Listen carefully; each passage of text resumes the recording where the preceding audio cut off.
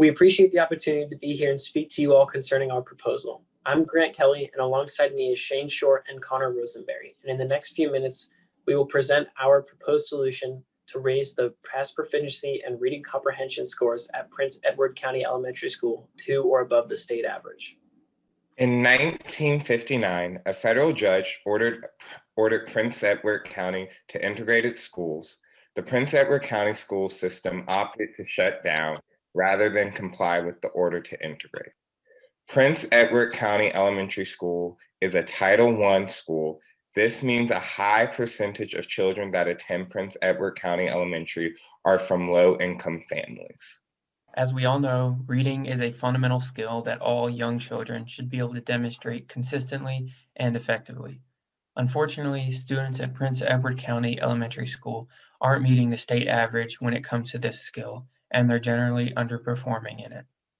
The percentage of students pass proficient in reading comprehension at Prince Edward County Elementary is 60%, while the state average sits at 80%. James Madison University has a very similar program that they do with one of their local elementary schools, Rockingham Elementary School. Rockingham Elementary School sits well above the reading comprehension level of Prince Edward County Elementary, and they sit almost near the Virginia state average at 78%. Obviously, help and change are both necessary, and that is why we're here to present, propose, and spread the word about our new program called Longwood Reads. Our solution is to provide Prince Edward County Elementary School with a reading program designed to help raise the pass proficiency scores in reading comprehension at Prince Edward County Elementary School. All we would need is student volunteers to read to these students, and in exchange, they will receive service hours, which they can use to fill the service hour requirements through various organizations on campus. Being a part of Longwood Reads will give students, and especially education members, good experience in working with children in the classroom. The Teacher Honor Society Kappa Delta Pi rewards their members with points for service hours. Motivated tutors that enjoy working with children multiple times a week will be the backbone of this program. The tutors should be expected to read to the children for at least 2 sessions per week, with each session lasting roughly an hour. You may be wondering when the tutoring will be taking place.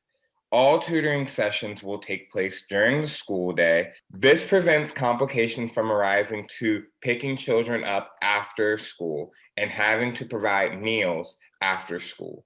This way, the children can take their normal means of transportation home. Tutors will primarily be reading to 2nd and 3rd grade students. Children will choose books they want to read from their school library or their classroom. The tutors will read with them and help them understand words and concepts they may have trouble with.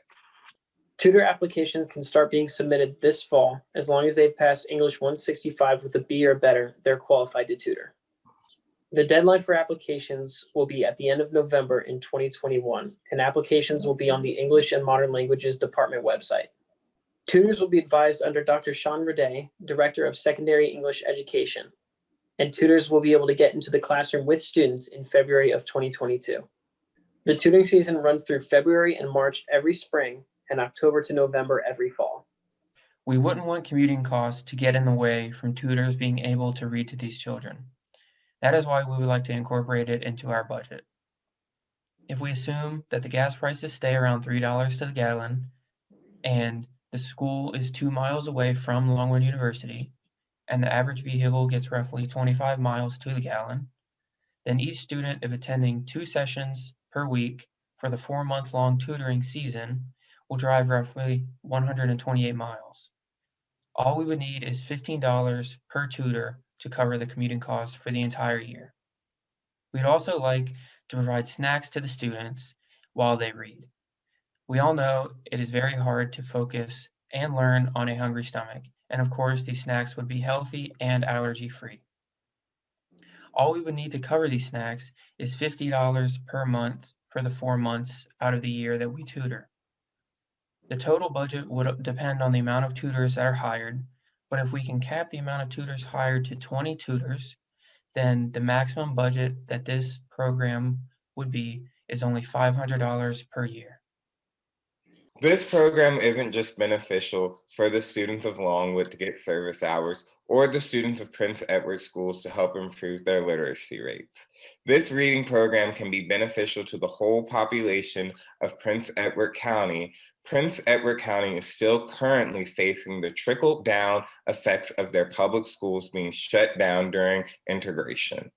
The effects are still being seen today at Prince Edward County Elementary School, particularly children of color whose parents or grandparents went a long time without the equity of having a proper education. Dr. Uday said, the way to get kids to be a better reader is simply to get them to read, though they have to see themselves within the literature. This reading program is an opportunity for children to see themselves within the literature, read about experiences, ways of life that are similar to their own personal lives. As members of Longwood University, we are always looking for the opportunity to educate and give back to a community that has been generous enough to allow us to call it our home. In doing this program, it will strengthen our partnership with the Prince Edward County school system and gain more of their trust in order to partner with them in the future on other projects. This program gives Longwood students a better look at the community in which they call home for 9 months out of the year. And it gives them an opportunity to embrace themselves as citizen leaders. We would like to thank you again for taking the time out of your day to hear about this great opportunity to help make a positive change in our community.